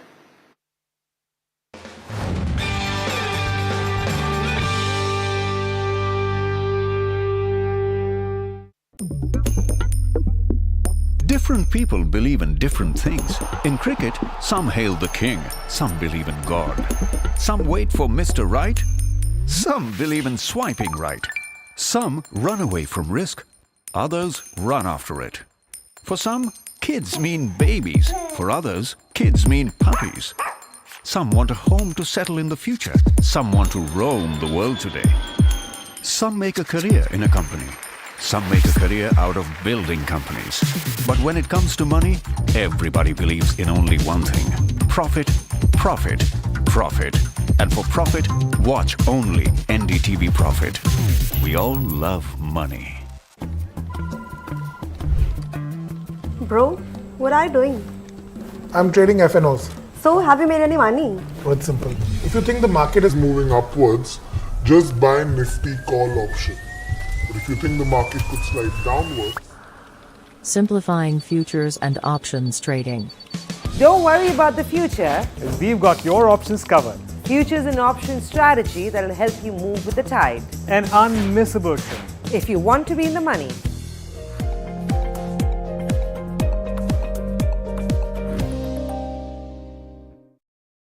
Stock selection isn't an easy task. And neither is choosing the right moment to sell. Whether it's a doubt about a short-term trade Or a long-term investment. all you have to do Is ask profit.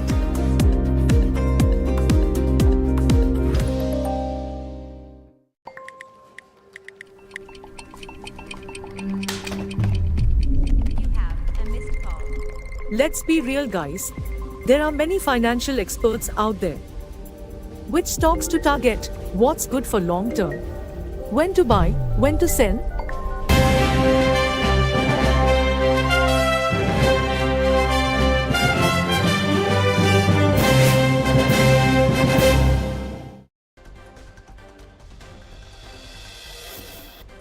What a fabulous Friday. The markets recover all losses since the 4th of June. Nifty reclaims the 23,000 mark. Retail investors of mutual funds lost large amounts on the 4th of June. Despite buying on the day the markets fell, their orders were placed the next day when the markets rebounded. The NDA sends out a message of strength and unity at the parliamentary party meeting. Chandrababu Naidu and Nitish Kumar endorsed Narendra Modi for a third term as the Prime Minister. Modi says reforms are on track. The RBI keeps repo rate unchanged at 6.5%, revises GDP growth estimate slightly upward at 7.2%. The central bank is cautious on food inflation. The Food Safety Authority of India raids Blinkit's Telangana warehouse, detects several violations including expired products and unhygienic storage standards.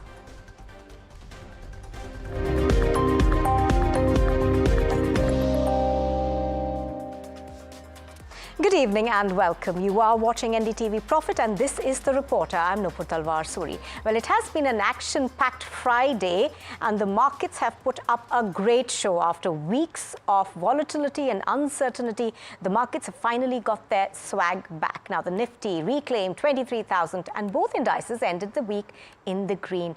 Harsh Saita wraps up all the market action. Harsh, good evening. What a fabulous Friday it's been. Well, it's been a choppy week, but we've finally closed in and finalized and locked in Modi 3.0 and that is reflecting on the Nifty 50. This is of course for the day 2% higher, but let's pull up the week. There you go. And we've closed in the week at the highest point of the week. So no complaints whatsoever despite all the choppiness, despite all the volatility.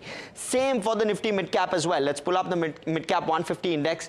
The exact same thing has played out here as well. 3% higher for the week, no complaints.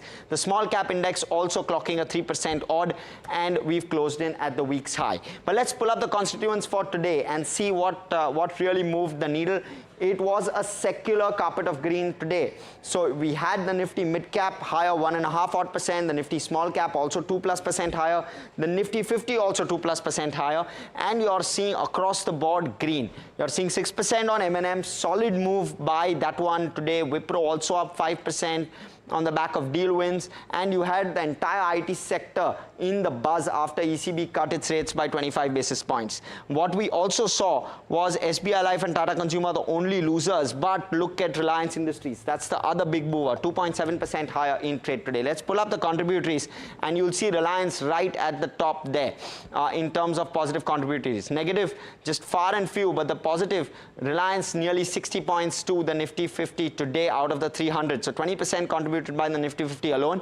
Let's pull up the BSE 500, before that sectors if we can. There you go, the BSE 500, IFL, Paytm, some of the noted names up a solid 10 to 13%, but look at the loser list and you'll see far and few names in terms of big losers, very, very few.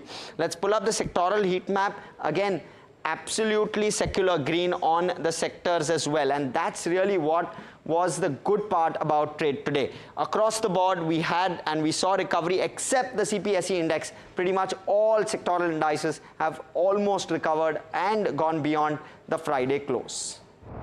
All right, Harsh, thank you very much for that. In fact, to discuss more about this fabulous Friday, joining me is Muralidhar Swaminathan. He's the managing editor of NDTV Profit.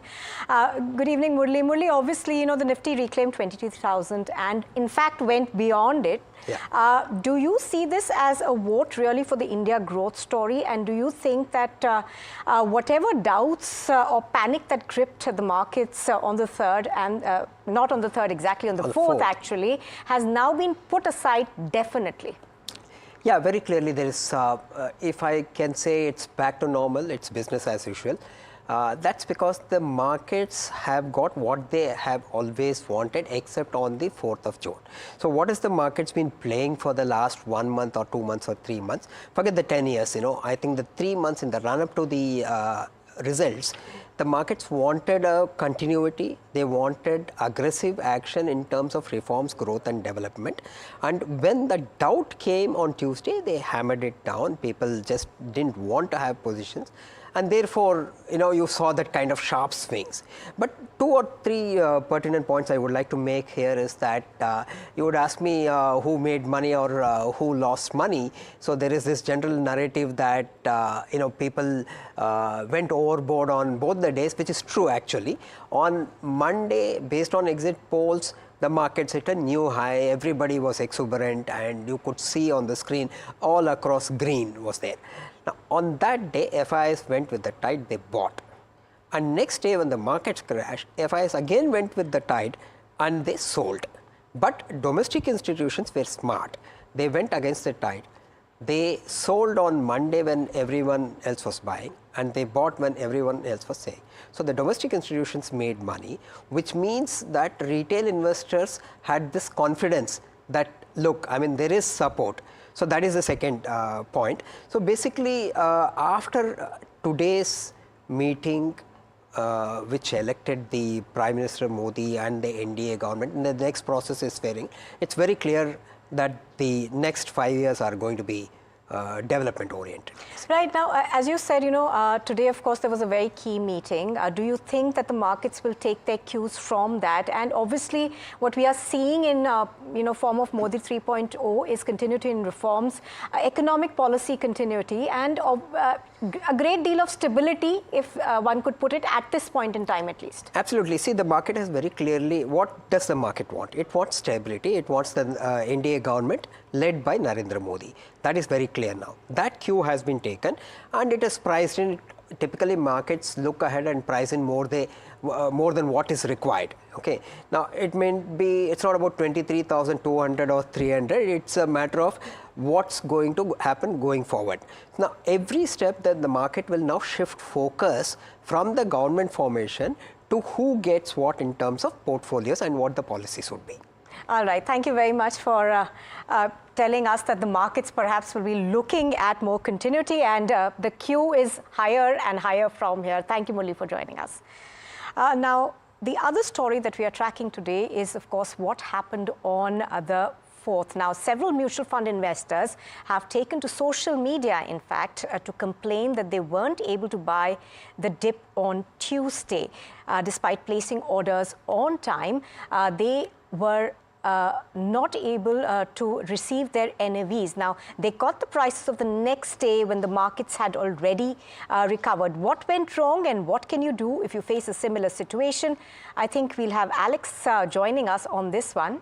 Alex, good evening. Now, obviously, to begin with, cut the clutter for us. Tell us what really happened.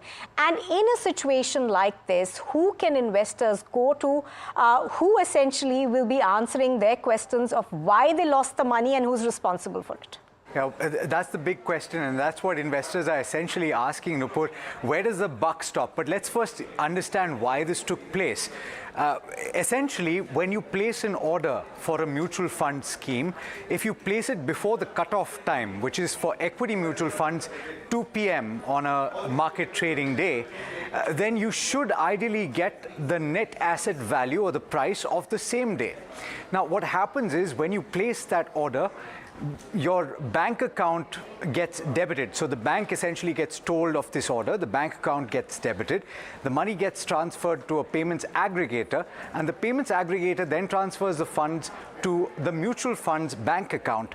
Once the mutual fund receives those funds, it can then allot units.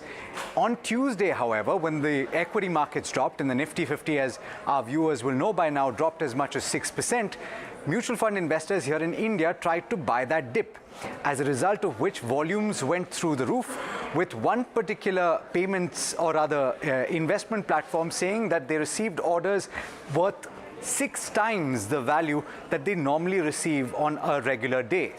As a result of which, according to a chief operating officer I spoke to, the banks delayed or had to delay the kind of transfers from the accounts to the payments aggregator, and the confirmation of that transaction by the payments aggregator to the mutual funds became late as well. Now, initially, it was thought that the BSC Star MF platform, which is what facilitates these orders going through, was where the glitch took place, but they clarified that it was not a glitch at their end. It seemingly is a delay on the part of the banks and the payments aggregator. Now, to your point of who takes the blame, at this juncture, all of these entities are raising their hands and saying, we couldn't really do anything about this. But there is still a recourse, and it is to go to the Scores platform, which is the SEBI redressal platform. And it's, I hope that we can put it on the screen. It is scores.sebi.gov.in, and you can make a complaint on that platform, and you'll have to essentially wait for the regulator to step in and take action. So, Alex, what you're saying essentially is that the only recourse we have or investors would have is to go to that platform. Thank you very much for that information. And obviously, hopefully, all those investors who are watching have found answers to that question. Thank you, Alex. Thanks. Well, on that note, it's time to slip into a very short break, but stay with us as we discuss the key details from the meeting that was held of the NDA allies today.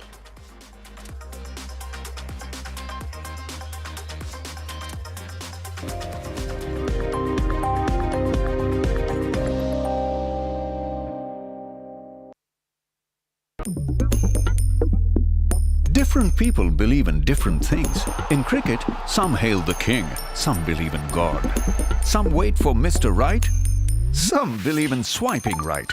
Some run away from risk, others run after it. For some, kids mean babies. For others, kids mean puppies.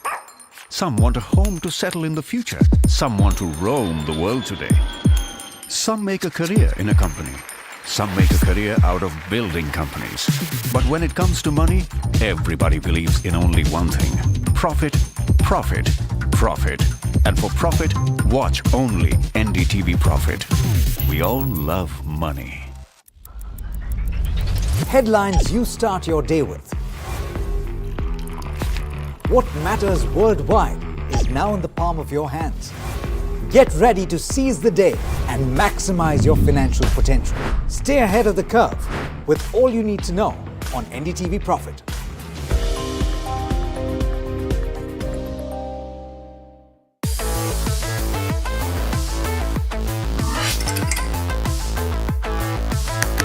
This listen to the voices of reason as they talk about corporate health and investing principles with me, Neeraj Shah, on my show, Talking Point.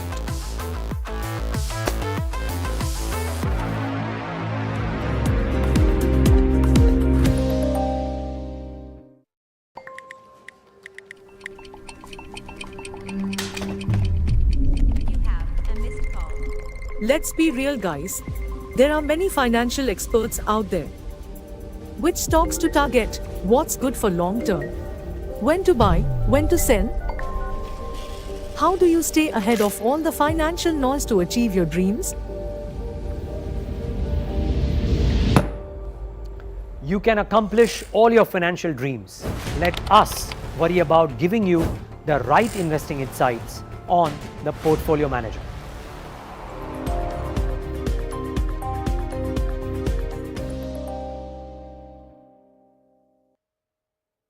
Stock selection isn't an easy task. And neither is choosing the right moment to sell. Whether it's a doubt about a short-term trade or a long-term investment.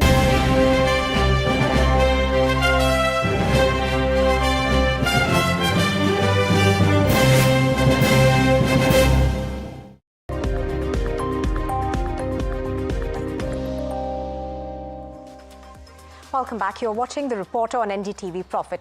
Now, after the Lok Sabha victory, Prime Minister Modi hailed the NDA as an organic alliance at the parliamentary meeting. He sent out a message of strength and unity while keeping the focus on development and good governance. Taking a jibe at the Congress, he noted that their failure to cross the 100 mark in the last decade. Key allies: Bihar Chief Minister Nitish Kumar, TDP Chief Chandrababu Naidu, Maharashtra's Chief Minister Eknath Shinde, Jan Sena Party Chief Pawan Kalyan and Lok Janshakti Party President Chirag Paswan also spoke at the meeting. Nitish Kumar expressed confidence that the Prime Minister would complete the unfinished task and reforms. Chandrababu Naidu lauded the Prime Minister as the right leader for the country. Here's a look at the highlights of that meeting.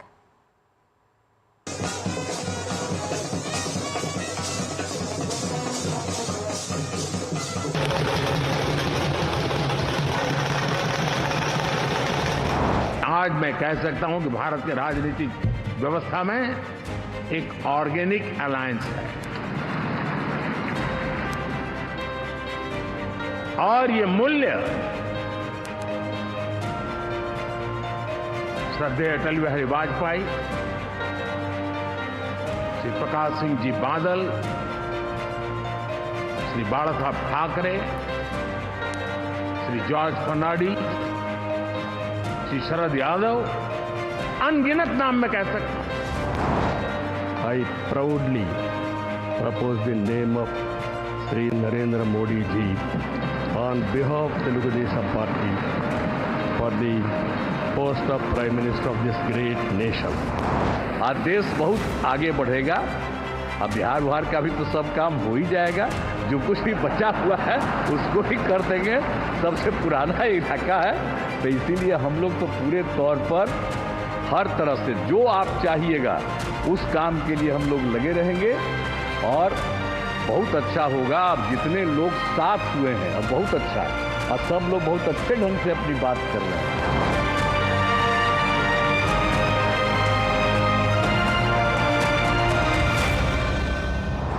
Well, in fact, it was not just the show of unity at the NDA parliamentary meeting, but also the RBI's revision of GDP growth estimate that gave the markets much cheer. The GDP growth estimate has been set at 7.2%. The central bank also kept the repo rate unchanged. Vishwanath Nair now joins us with the key takeaways from the RBI's monetary policy meeting.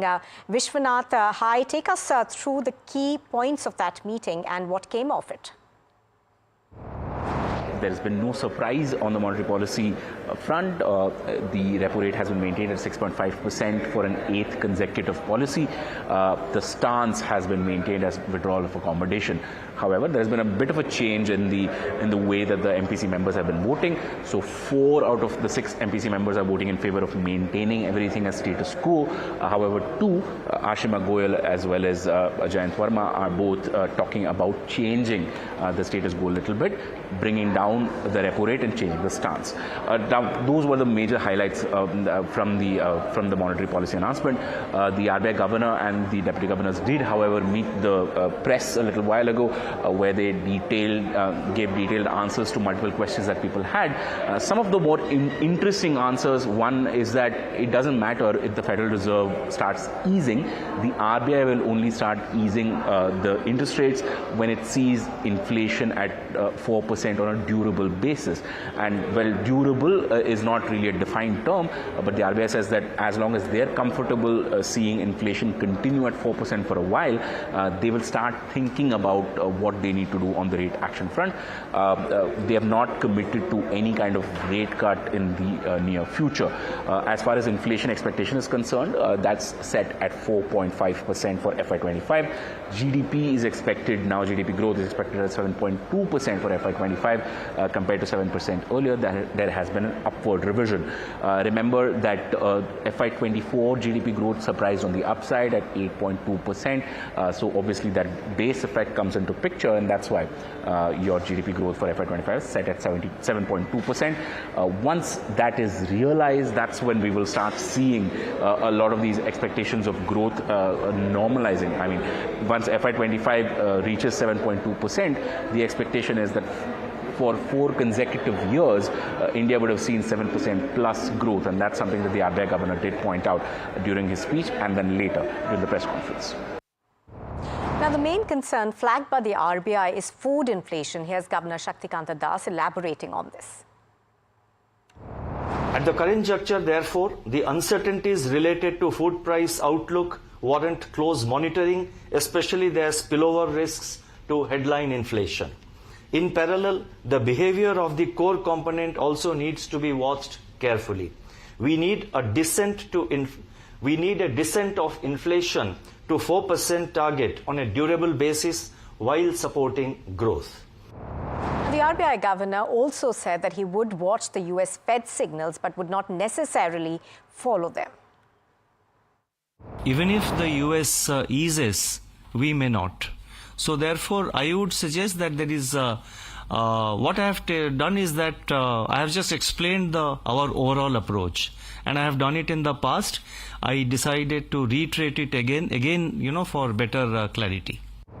But economists are not fully convinced, and the chief economist of the HDFC Bank, Habib Barua, has reacted to the RBI governor's claims. Listen to what he said. They might just do it. I'm not ruling that possibility out, but I think the influence of the Fed is certainly more than what he has characterized it to be. If we get good news on the monsoons, and I think the food inflation is really the bugbear. And because if you look at inflation expectations, etc., it is disproportionately affected by food inflation. So if there are supply side measures and, the monsoons pan out well, and we see some softness